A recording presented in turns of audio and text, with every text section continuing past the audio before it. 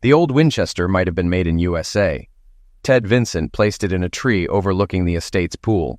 Wearing rubber gloves and using a small monocle, Ted was just 70 yards from the pool where several lounge chairs were set up. The pool was on the estate of Byron Diamond, a millionaire entrepreneur. The tree was outside the estate, but close enough. Byron Diamond employed Ted's wife, Kara, a beautiful woman with dark brown hair. She planned to spend the weekend at Diamond's estate, as she had for the past 4 weekends. She openly told Ted about her intention to have a physical relationship with her boss, when Diamond's wife, Miranda, did charity work. Ted didn't know if Miranda was aware of Kara's visits, but the estate staff likely knew. Diamond and Kara walked toward the pool, with Diamond in swim trunks and Kara in a strip and skimpy top. This wasn't the first time Ted had seen them like this. Over the past weeks, he had carefully observed the estate. Now he felt it was time to decide the fate of the two lovers. Diamond's model-like good looks and muscular physique made a striking couple with Kara. Ted could somewhat understand why Kara was attracted to Diamond, but understanding didn't mean acceptance. From the moment she announced her intentions, he was firmly against it. Ted and Kara, both 37, had been married for 16 years and had twin daughters, Claire and Beth, who were 15 and resembled their mother. The girls were currently at Ted's parents' house before heading to football camp. Ted was supposedly biking with his best friend, Miles Jacobs, his business partner and friend since first grade. Their company grew, and both men became wealthy. Miles was married to Robin, his childhood love. Robin had been a childhood sweetheart of both Miles and Ted, but Miles won her heart.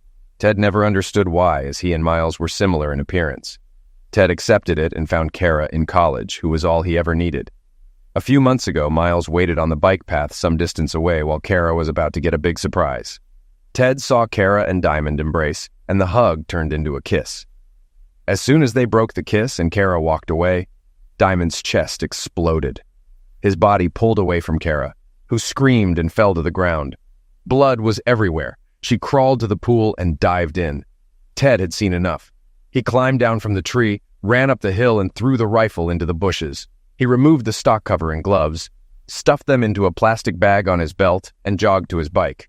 He rode to the main bike path and, after ensuring no one was nearby, biked about 3 miles to join Miles. They continued their ride, and about 6 miles later, Ted disposed of the plastic bag in a dumpster. They finished their ride and arrived at Miles's house. The rifle didn't concern Ted. He assumed the police would find it, but they wouldn't get any DNA.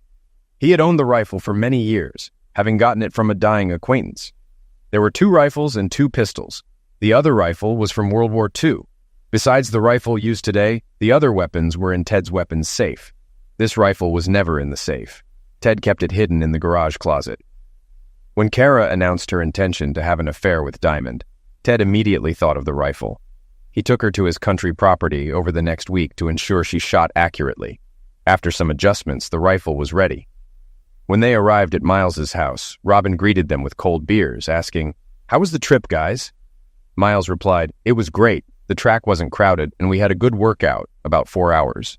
Robin, a pleasant-looking woman with dark hair, hugged them both. Ted found her attractive, though she was Miles's wife. After some beers and a shower, they sat by the pool. Robin asked Ted, "How long do you think this thing with Kara will last?" She knew about Kara's weekend activities. Ted had confided in them, and while Robin thought he should kick Kara out immediately, Miles suggested waiting to protect their business and children. Ted had already made up his mind. He despised men who slept with others' wives, especially his own. Ted responded to Robin, "I have no idea. But Robin, I hope to continue my relationship with Nora." Robin repeated, "I still think it's time for you to leave Kara." Robin and Kara were never close, though their families communicated. Miles' sons, George and Ben, were close in age to Ted's twins. Despite social gatherings going well, Kara and Robin moved in different circles. Kara had her country club friends, while Robin was active in the Democratic Party and book clubs.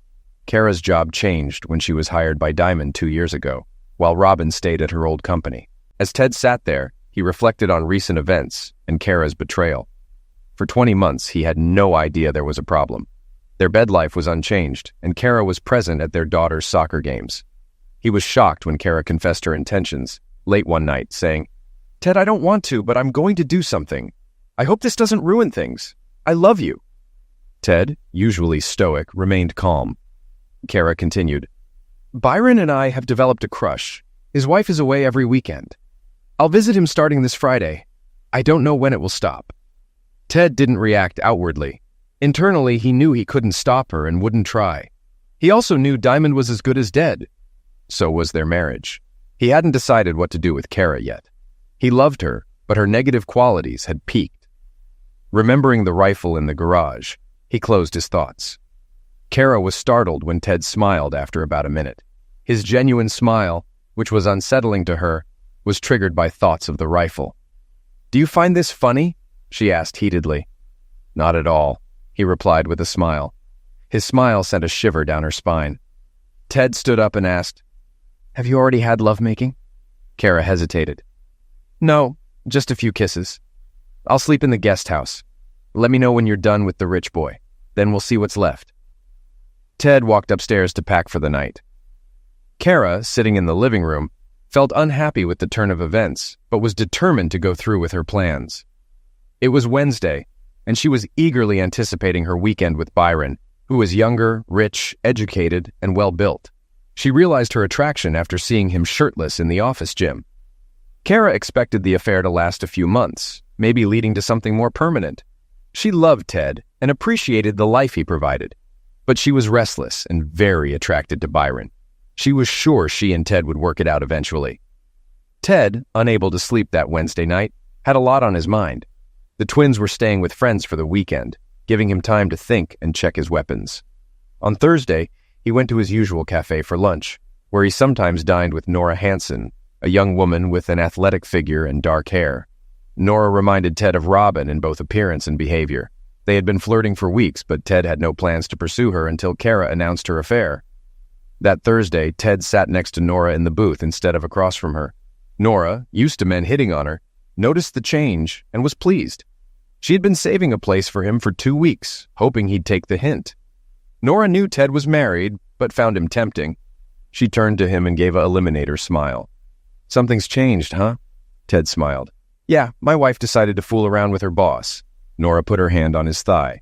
And I was wondering if you'd like to have dinner and dance on Friday night." "Oh, Ted, I'd really like that," she said softly. Ted grinned, feeling foolish. She patted his cheek. He was hard as a rock and struggled to control himself. She stroked his cheek and he kissed her lightly on the lips. "I better not stay here. We could be arrested." They exchanged phone numbers. Returning to work, Ted felt like a schoolboy. Some employees noticed his change. Kara noticed too when he walked briskly home. Again, he surprised her. "I made lasagna and salad," she said, considering it a peace offering. She expected Ted to take her affair hard, so his response was unexpected. "Thank you. I'm hungry." His mood had clearly improved. Kara was suspicious and wondered if he had already moved on. After washing his face, they sat down to eat. Kara made up her mind. "I'm going to his house tomorrow." He glanced at her. "It's not too late to stop, Kara. I believe you'll regret this." She hesitated. This was a different Ted. For a moment, she felt love for him, but struggled with it. "I need this, Ted." He smiled. "I don't think we use the word need the same way, Kara." She cleared the plates. "I hope you see your path clearly and will go to bed with me tonight." "No. You'll see me when you're done with the rich boy. It will be clear then." Kara was disappointed. She had envisioned a pleasant night of lovemaking to end this phase of their marriage amicably. But this wasn't destined to happen. She realized she was done with it. Ted paused before heading to the guest house. "Maybe something will come back then, Kara, but most likely nothing." He walked out the door.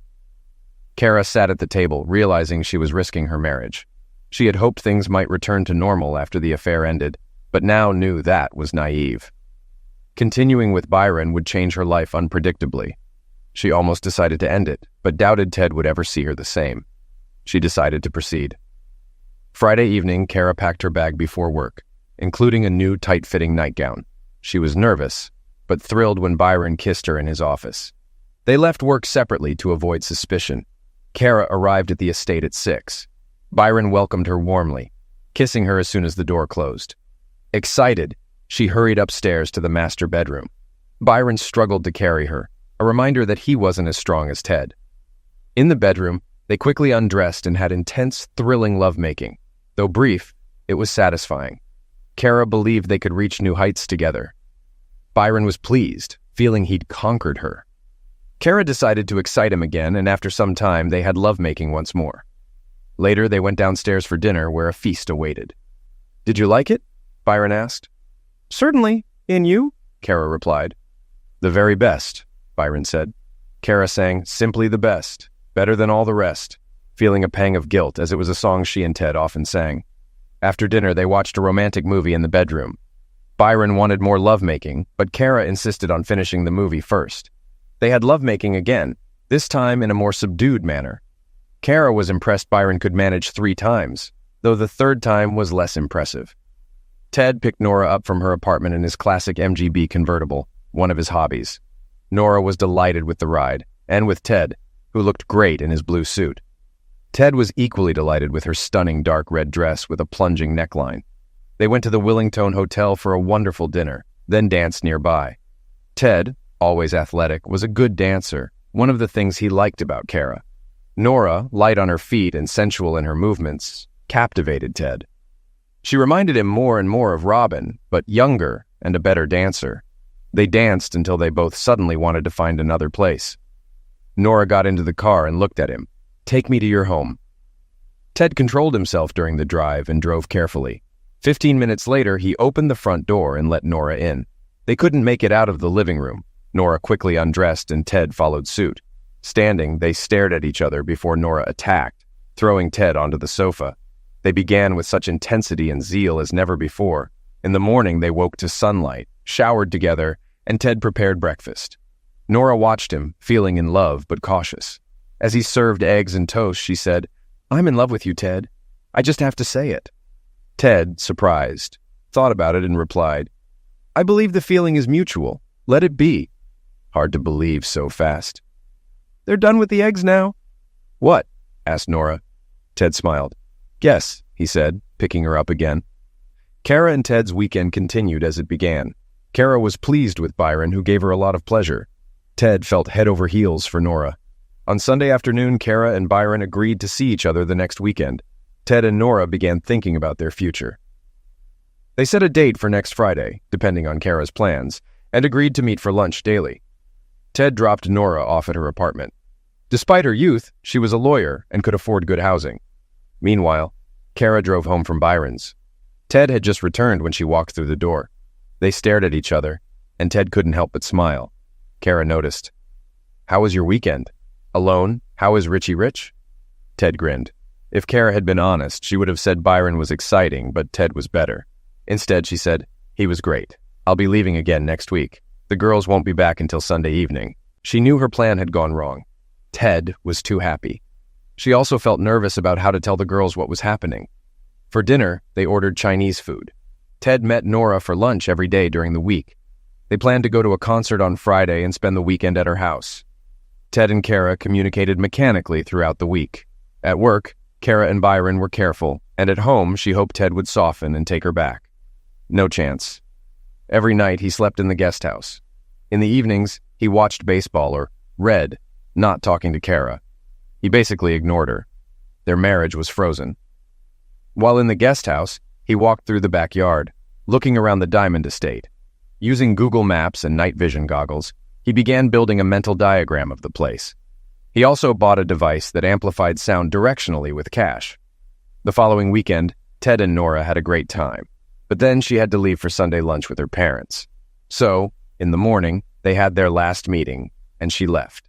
Ted went to the Diamond estate and gathered more information. He had seen Diamond and Kara at the pool many times. It seemed to be where they spent a lot of time. He found that the directional device worked fine, allowing him to overhear some of their conversations. He found them boring. By the third week, the twins were home. They noticed their parents were effectively separated. At dinner that Tuesday, Claire asked, "Mom, Dad, what's going on?" Kara said, "We have some problems. We'll deal with it. Don't worry." The girls then looked at Ted. He shook his head. "The truth is, your mother decided to have physical relations with her boss, so I moved into the guest house. What will happen long-term hasn't been decided." Kara was angry at Ted for putting it that way. However, there was nothing to object to. She said, "I felt that I needed—" Beth interrupted. "A new man. Looks like it. How could you, Mom?" Kara stood up and ran upstairs. Are you getting divorced, Dad? Asked Claire. I don't know. Nothing's decided yet. But can you keep your mouths shut? The girls answered in unison. Yes. Do you promise?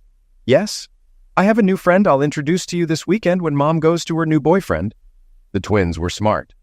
Claire said, You mean you have someone you want us to meet? So this must be very serious, right? Maybe. I mean, until Mom left, I never would have met Nora, but Mom went and so did I. And who knows who will end up with whom? Beth grinned. Claire asked, How did you manage to work so quickly, Dad? This doesn't sound like you. I kind of knew Nora from lunches. Maybe I felt insecure or like I didn't measure up. And it seemed to me that Nora would like to go on a date with me. She really wanted this. The girls fell into a thoughtful and uncomfortable silence. Ted let them think. Finally, he asked, Anything else at the moment? Claire asked, When? When will we meet her? I'll organize something for this weekend. You have a game on Saturday afternoon, right? Yes. Maybe Nora and I will come. This is serious, Dad. You're not ashamed to appear with her in front of our friend's parents. Ted wasn't surprised the girls were so perceptive. He believed they could figure this out. Nothing is set in stone now. I like this woman, and your mother ruined our marriage, but the situation is unpredictable. They left it at that. Kara never came downstairs. On Friday, she returned to Diamond's estate. She had a pleasant weekend, but sometimes got bored. Byron's physical repertoire was more limited than Ted's. Kara tried to introduce something new, but he wasn't receptive. Byron could manage at best 3 times a day, night, and he was quick and didn't like cuddling. This left a lot of time when they weren't having lovemaking. Since their affair was supposed to be secret, they couldn't go out. So they stayed at the estate. It was big enough for hiking, and they had a pool where they spent a lot of time. That same weekend, Ted took Nora dancing again, this time to a local club. One of her friends, Laura Blake, was there, and Ted was introduced to her. In reality, Ted had no intention of keeping his relationship with Nora a secret. They danced amazingly, then went back to Nora's. Ted left at 1 a.m. The twins were waiting for him. A wide smile appeared on Ted's face when he saw them in the living room. You girls have a game tomorrow. You should get some sleep. Beth said, We were waiting for you. Claire added, I see you have a big smile. I bet you. Ted interrupted. Never mind, go to sleep. Game at 10. Nora will come with us. Nora arrived at 8:30. She was nervous. Ted was nervous. The twins were nervous and insecure. When Ted opened the door and let Nora in, there was a long pause where no one said a word. Nora looked great. Finally, Ted said, Nora, this is Claire and this is Beth. Nora smiled. Hello. I think it's a little awkward, but maybe we have something in common. I played football in college, on the attack. Where? Asked Beth. Notre Dame, Nora said. Ted was stunned, and the girls were impressed. Beth, the troublemaker, had a soccer ball in her hands. She tossed it to Nora, who skillfully picked it up with her right foot and threw it back with her knee. Beth caught the ball. Nora smiled, and Beth and Claire smiled back. Ted said, then let's go. The girls were good at soccer. They usually dominated the center of the field, trying to control the game. Ted and Nora watched. Ted was watching closely, while Nora could hardly contain her excitement, jumping up and down in her seat. The other parents noticed her enthusiasm. The game was tense and exciting, with the other team taking a 2-goal lead, but the home team fought back and equalized. 2 minutes before the end, the opposing coach made a substitution. Beth stood next to Nora, who called her over and said, They will try to pass by your side. Cut through and leave. Beth nodded, and Nora's analysis was accurate. Beth intercepted the pass and sped towards the goal. Ted jumped up, but Nora remained calm. Beth faked left, drew the goalie out, and kicked the ball into the net. The game ended immediately after this score. Ted and the girls celebrated with other parents. Nora stepped back, and when the celebration died down, Beth asked her, How did you know? Nora laughed. I watched the game. I see the game when I watch. She patted Beth's hand. Several parents noticed the interaction. Joan Drake asked Ted, Is she the twins' coach? Ted replied, No, she's my friend, but she played this game. The girls' coach, Lena Holmes, said, Of course I remember her. She played for Notre Dame. On the attack. Ted called Nora over and introduced her to everyone. Nobody asked any awkward questions. In the car on the way home, Claire said, Dad, you can guess what they're all wondering. Ted laughed. Let them. The 4 of them stopped for pizza. Then Ted and Nora went to her house for about 3 hours. They returned with Chinese dinner. Ted was a bit worried about the food choice. After dinner, they had another long conversation about soccer. Beth Googled Nora and learned about her college career. Nora had studied there for 3 years. Around 9 p.m., there was an awkward silence. Then Ted said, "Girls, Nora and I are heading to the guest house." Beth said, "Be quiet, please." Nora laughed. "I promise to do my best." After Nora and Ted left, the girls discussed everything. They really liked Nora and saw how much their father liked her. They felt like their family life was over. It was an abrupt transition. Claire said, "It's not Dad's fault, is it? Mom left to study lovemaking with this idiot. I really hate her for this." "Me too." "I can only guess, but how could she just do that?" "Selfishness, that's all. We have to accept the change, Claire. Maybe things won't be so bad. I like Nora. Dad likes her too. But they haven't known each other long, right? So we don't know. Maybe Mom and Dad will make peace." "Maybe," Beth said dryly. They went upstairs, watched a video, and then fell asleep. Ted and Nora had a wonderful time again. In the morning, they prepared breakfast for 4. Nora set up an impromptu soccer lesson for the twins in the backyard. Then she had to visit her mom and dad. Ted and the twins had a long discussion about how to proceed. Ted tried to reassure them about their mother and told them that even if there was a divorce, they would stay in the house. He also assured them they would still have a lot of contact with both parents if they separated. They discussed how the girls should react to Kara, and Ted urged them to be polite. Then Kara appeared at the door, creating another awkward moment with everyone staring at her. Kara said, "I want you girls to know that I love you, and I love Dad too. This is true." Beth calmly replied, "Mom, that's what you say, but what you're doing says otherwise. I can't explain this to you. I just needed it. This won't last forever." Claire said, "Oh, I'm not so sure about this." Kara walked into the kitchen saying she was going to make dinner. The other 3 looked at each other. Nobody said much. Dinner was delicious, but stressful. Kara asked about the soccer game. Claire said, "Beth scored the winning goal. Tell her." After an awkward silence, Ted said, "Beth anticipated the pass and intercepted it. She went all the way and scored past the goalie." Kara praised the girls. Ted cleared the table and the girls went to their rooms. He went to the guest house. Kara said, "Ted, understand. I mean, you could spend the night here." "Never! Are you done with this idiot?" "I don't know. Maybe it wasn't what I hoped for. We stayed home all weekend." "You know, Kara, people will find out. They already know something is wrong. I don't want to embarrass you. And he doesn't want his wife to know." "It's a pity, Ted. A bit more, and it will end." "Kara, please understand. You ruined our marriage. It's over between us. So stay as long as you want. Just remember, he is all you have now." Kara was shocked by this frank statement. She sobbed once and ran upstairs. By morning, she decided to act normally. She had to go to work, and so did Ted. The girls were preparing for a trip to their grandparents' house, and then to an outdoor camp. Ted had lunch with Nora and explained what happened after she left. Then he went home to help the twins pack their things. Kara's plans for the day were disrupted when her friend Joan called. "Kara, who was that nice young woman who came to the football game with Ted?" Kara paused. "Which young woman?" "Oh, understand she's a former soccer player. Very pretty. We were all wondering where you were." "Damn it. Calm down, Kara. She and Ted didn't... There weren't any obvious signs, you know." "Oh, no? Well, they didn't tell me anything about her. What is her name?" "Nora."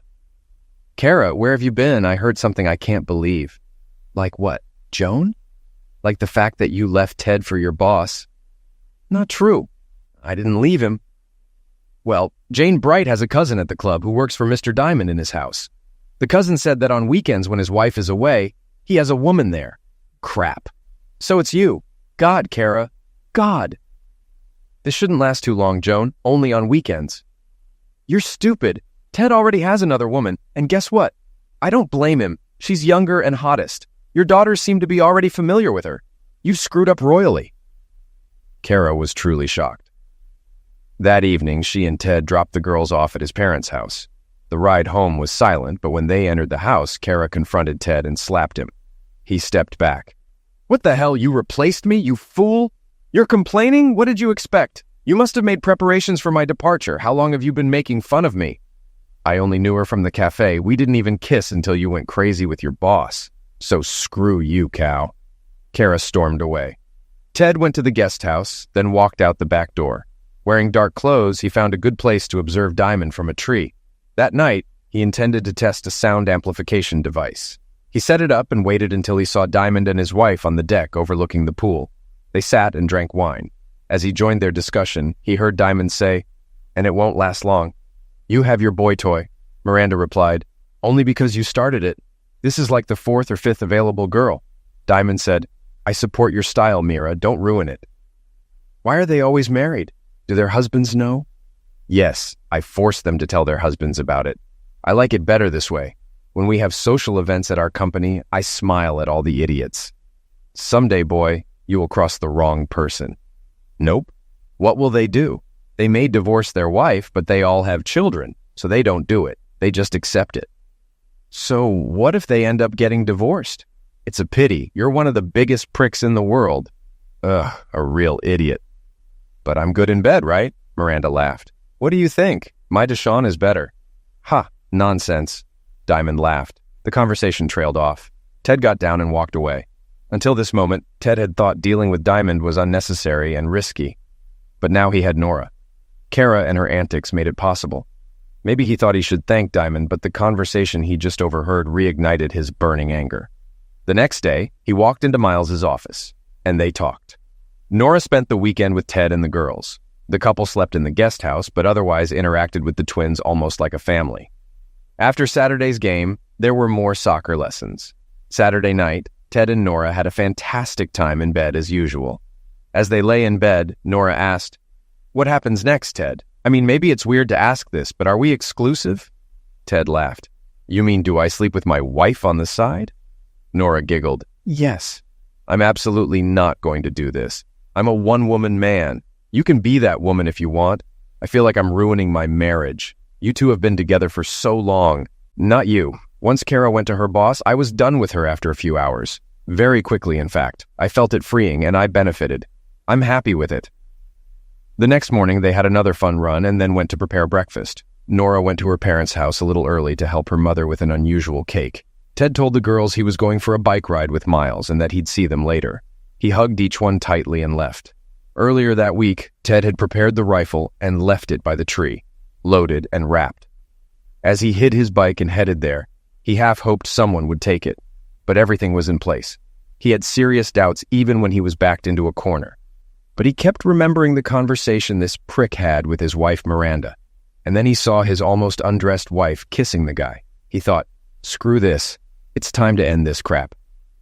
As Ted and Miles sat drinking beer after the bike ride, Robin ran out of the house. "I saw it on TV. Diamond was shot. He is dead. Diamond is dead." Ted quickly stood up. "What about Kara? They said that a woman was present, but she was not injured." Miles exclaimed, "Oh my God." He took out his phone and turned on the newsfeed. Miles kept Ted's cell phone with him the entire trip. It was in his belt bag. He waited until Robin looked at his phone before handing Ted the phone. But Robin saw it. She didn't think much of it at the time. Ted tried to call Kara. No answer. He said, "I better go home. Maybe someone called." He left on a bicycle. When he returned home, the landline phone was ringing. "Hello, is this Ted Vincent?" "Yes. This is Detective Harvey from APD. There was a shooting, but your wife was not injured." "You're talking about Diamond? My friend told me what happened." "I can't comment on this. Mr. Diamond is dead. Your wife is here at the station. She is completely shocked. Can you come get her?" "Certainly. Where?" "Main office, 3rd floor. Please contact the front desk." Ted put on shorts and a t-shirt over his cycling gear. He had a wallet and phone in his fanny pack. He grabbed the car keys and drove off, unsure of what to expect. He was told he could see Kara after the conversation. Detective Harvey, an older fit white guy with gray hair, had a partner, Stella Blaine, an attractive and tall brunette. Ted sat with them in a small room and answered all their questions. They asked about his day, and he recounted the bike ride and all. They then asked if he knew Kara was involved with Diamond. "Yes." "How did you feel about this?" asked Harvey. "I didn't like it, but I moved on." "What does that mean?" "I have another interest, another woman." "Oh, so you have an open marriage?"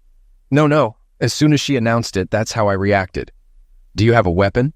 "Yes, I have a weapon safe. We'll have to look into it." "Fine. We'll go home together." The police gathered details about the bike ride, addresses, and who Ted met with. Then they left him in a small room for a while. The door was locked. Ted just sat there looking at his phone. About 15 minutes later, Harvey returned and asked if they could look at his phone. Ted said, "I have work-related stuff on my phone that I don't want public, nothing illegal. We could get a warrant." He decided to let them take the phone. He was told it would take 30 minutes. Then they took him to Kara. She was wearing a t-shirt and jeans, not hers. She looked scared. Ted said, "Kara, are you okay?" "No, God, he got shot. I was right there. There was blood everywhere." "I'm sorry, Kara. Once they're done with my phone, I can take you home." "Okay, Ted." Pause. "Ted, I regret all of this, but we can talk on the way home." He hugged her. Soon the detective brought the phone and the couple left the station. When they were in the car, Kara asked, "Ted, did you shoot him?" "No, maybe I don't regret that he was liquidated, but I didn't do it." Kara stared at him. "I know you. You could have. But you found the right girl, so you didn't. Did you see him get shot?" "No. I heard a shot, and it all exploded." Now she was crying. She was sobbing. Ted pulled the SUV into the driveway. He escorted Kara inside and led the arriving police officers to the weapon safe. They examined the weapon and asked about the ammunition. There was an unopened box of .30 caliber ammunition. They were not interested in other ammunition. When they got back outside, Harvey turned to Ted and said, "We'll take DNA and fingerprints from the rifle we have. I would advise you not to interfere with this, Mr. Vincent." "Well, I don't know about any weapons, and I didn't shoot anyone." "Fine, see you." Ted went inside to deal with his wife. However, before doing this, he called Nora and told her what had happened. She knew some details. He asked if she would come over later, once Kara had calmed down. Then he called his parents and daughters. They discussed the events of the past day for a long time. One question was whether the twins would go to outdoor camp next week. It was decided that they should leave. To avoid any confusion, Kara took a long shower. Ted inquired about her mental state. Not surprisingly, she was distressed. He was waiting for her when she came out in a robe. "It must be difficult. Have you cleaned up enough?" She smiled. "No, but the water ran out." "Yes, I guessed. What can I do for you?" "Well, maybe we can order pizza. I'm starving." Ted did it. Kara looked at Ted over her pizza. "I was thinking about you. I'm not so sure you're innocent. Where have you been today?" "On a bike ride with Miles. I told the cops."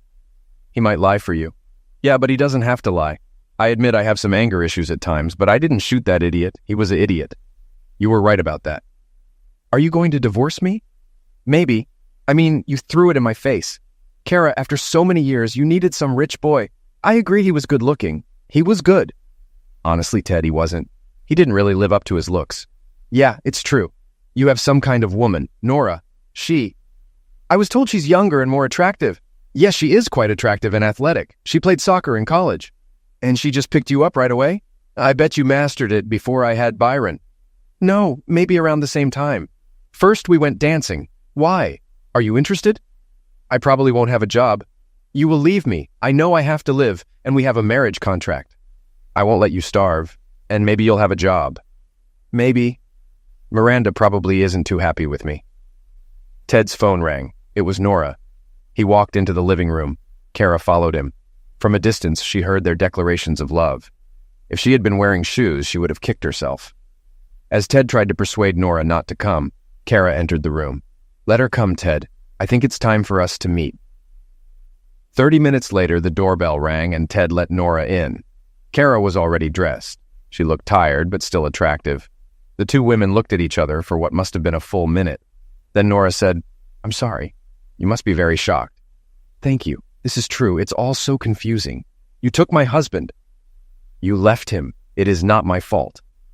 They were about 10 feet apart. Ted positioned himself to intervene if necessary. Kara was shaking and started sobbing again. Nora stepped towards her and hugged her, letting Kara cry on her shoulder. Ted was amazed. Nora sat Kara down on the couch, maintaining contact. There was room for Ted too, so he sat next to Kara and hugged her as well. Kara sobbed, gasping for air. She sobbed, "Such a fool. Sorry, such a fool." Kara's crying subsided. She stood up a bit and asked Ted, "Do you think the hot water is ready?" "Maybe," and got up to take another shower. After she emptied the tank again, Ted gave her a pill, and she fell asleep on their bed. Ted and Nora went to the guest bedroom. They didn't want to leave Kara alone in the house. They watched the news. At 10, Diamond's homicide was widely reported.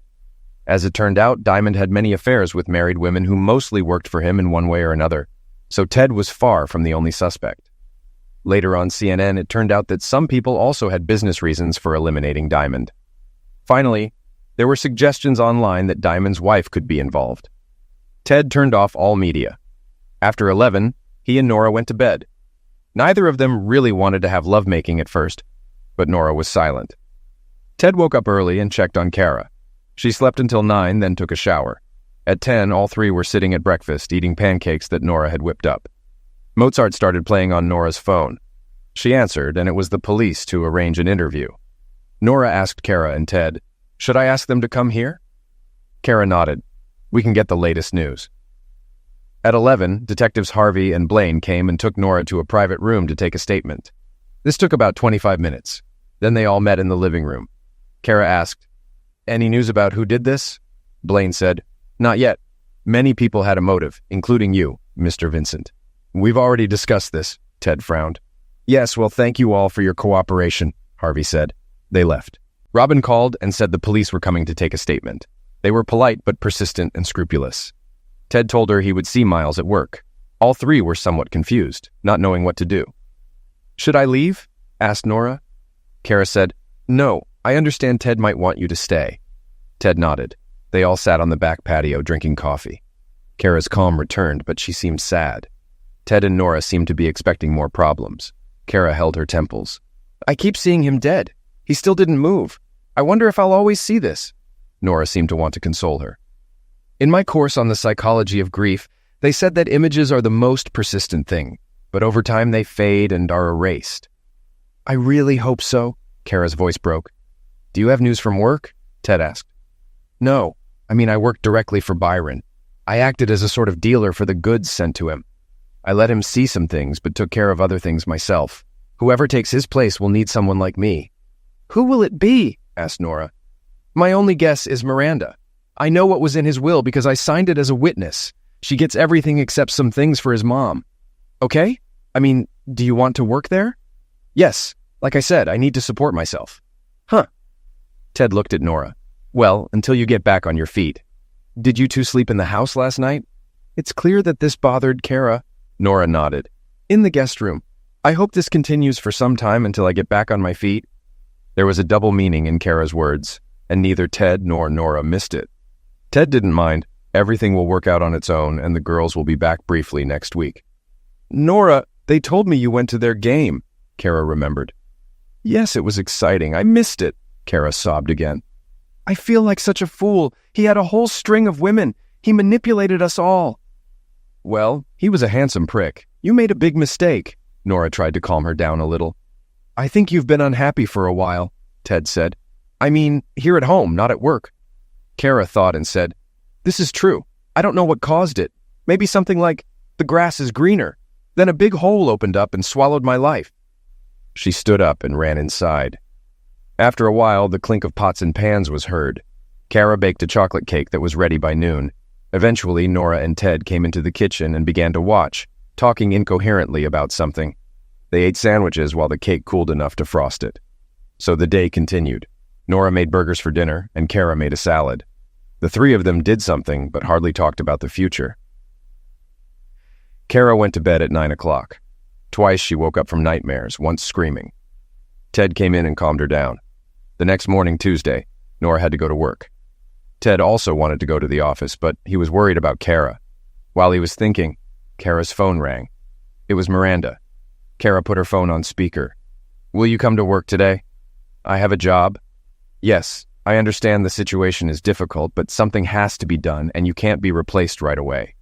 So despite your stupidity about Byron, I need your help." Kara looked at Ted. He nodded. "I can be there in an hour." "Fine. Come to the house. Walk behind so you don't get caught."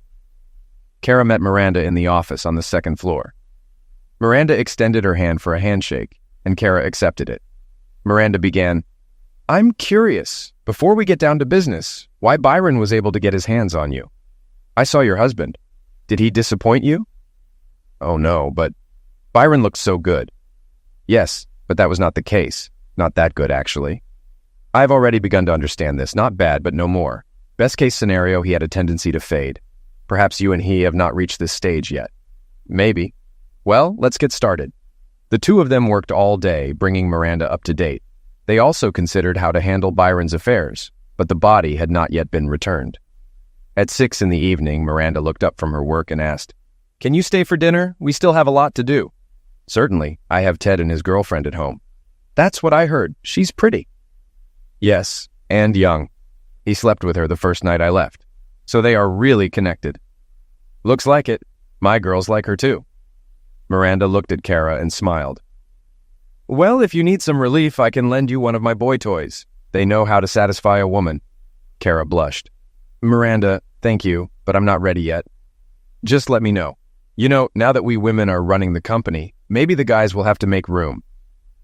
"Is there anything you need?" "Well, if it comes to that, a toy boy will do. I don't want to destroy any family." "You're too cute, Kara." They ate, and Kara went home. At 9:30, Miranda gave her a significant raise. Ted and Nora were interested to see how Kara was doing at work, given the complexity of the situation. Kara described her day and the work she had to do, and she told them about her promotion. "So I won't be a burden. Looks like I can support myself." It sounded pretty bleak. Ted said, I... Kara interrupted. "You know, Miranda offered me a boy toy to use if I needed it. I refused for now." Nora gasped. "Really? How do they look?" Ted was a little annoyed by this, but said nothing. "I don't know. I didn't even know Miranda had them." For the next 6 weeks, Kara worked for Miranda 6 days a week, either in the office or at her home. The work was moving forward. Ted started getting divorced about 2 weeks later. This came as no surprise to Kara or the twins. Miranda hired Kara a lawyer, but the details were easy to work out. The parties agreed and signed a few weeks later. The twins stayed in the house with Ted and Nora. Kara didn't mind that much. She gradually moved towards peaceful coexistence with her daughters. They often spent their days off with her. Ted and Nora returned to the main house. Nora gave up her apartment. Essentially, she took on the role of mother to the girls.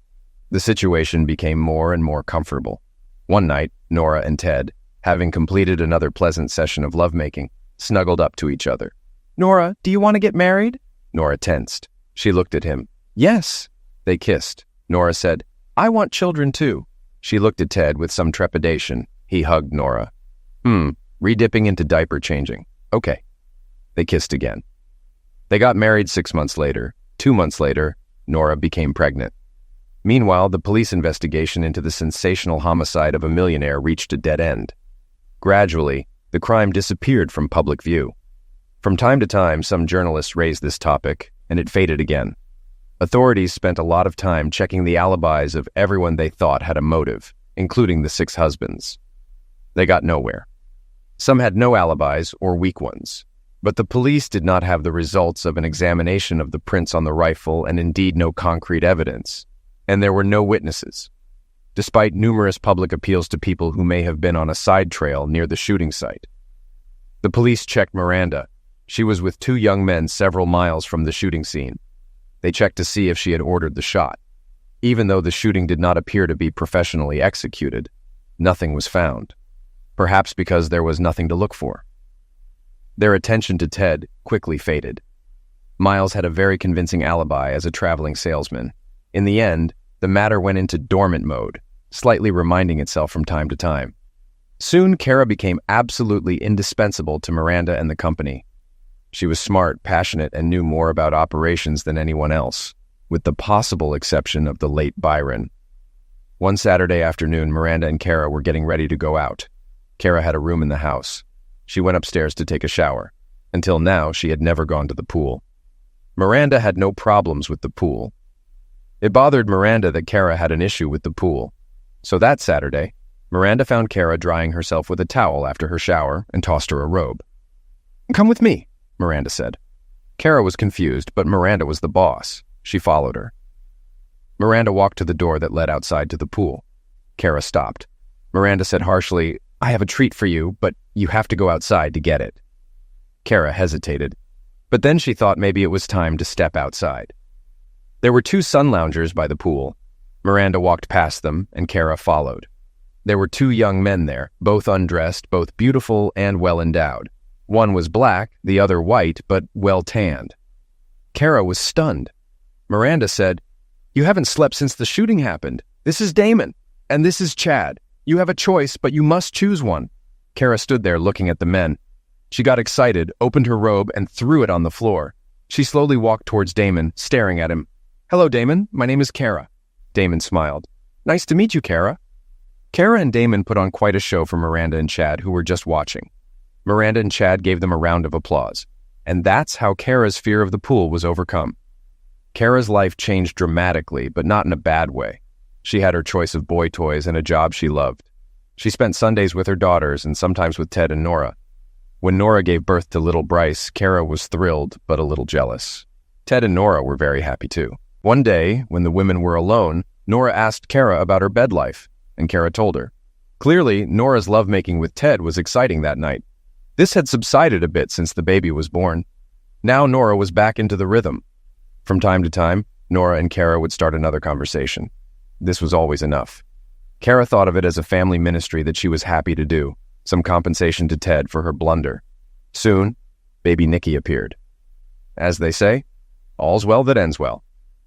One evening, after all the children had gone to bed, Robin found herself walking around the backyard with Ted.